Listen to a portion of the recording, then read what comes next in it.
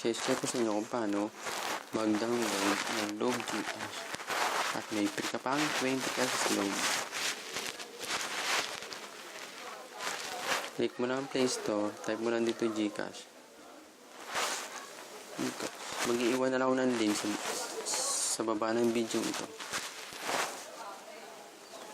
Install.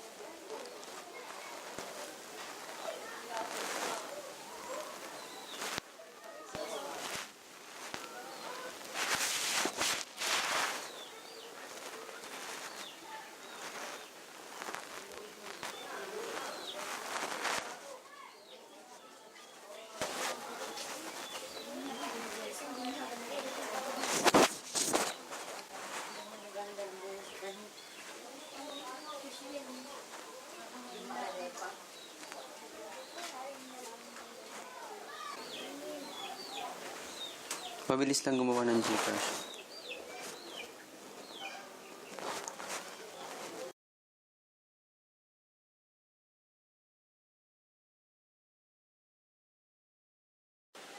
Type ko lang number ko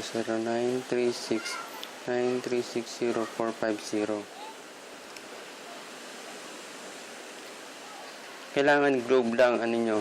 Tapos yun, hintayin nyo dumating ang code ng cellphone nyo para globe and TM.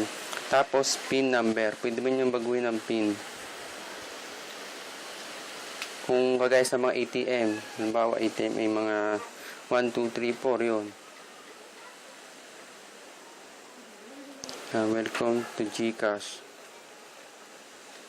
Ito yung mga instruction. Napag-sign up na kasi ako, i-download ko lang para ma-lecture ko.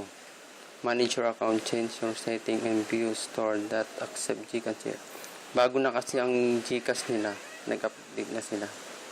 Basta type nyo lang pangalan nyo, tapos i-verify nyo ang phone number nyo.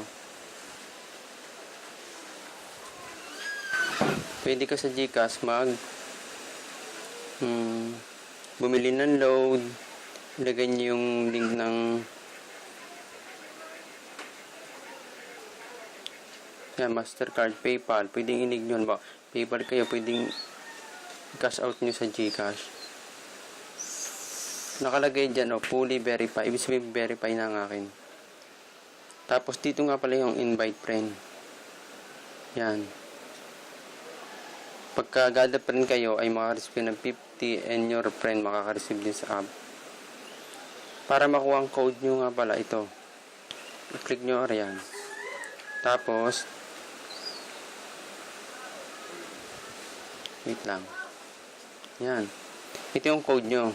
I-send nyo sa mga kakilala nyo. Yan. I-send nyo din eh. Tapos doon nyo kukunin. Mag-iwan na lang ng link sa description. Sa baba ng video ito. Okay, sa MMS. Yun. Sa message. Tapos may mga promo din sila. Halimbawa, promo sa load nila.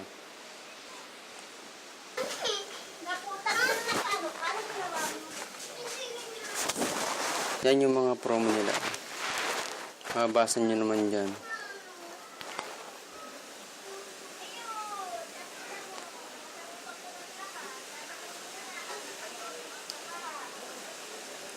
Yan, pwede kang mag-send ng money. Kakash in ka, mga 7-Eleven. Pwede kang mag-cash sa SM, GCash. Pwede rin sa sa online banking. Diba, sa mayroon kang nakarekta ka na ng mga Visa card yun. Pwede ka na doon mag-cash in.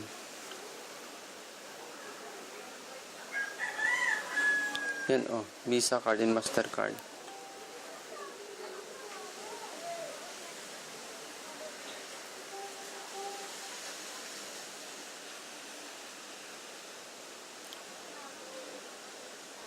Pwede ka rin mag-pay ng bill.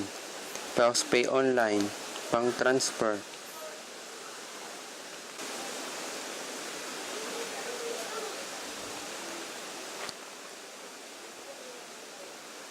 Pipili ka lang din na kung pwede yung bayaran. Tapos, pag cash out naman yun, pwede ka sa bangko, sa Visa card, pwede ka doon mag-cash out. Pag may connect ng through ATM, withdrawal. Pwedeng over the counter. Pipili ka na lang kung paano. At huwag nyo kalimutan ilagay ang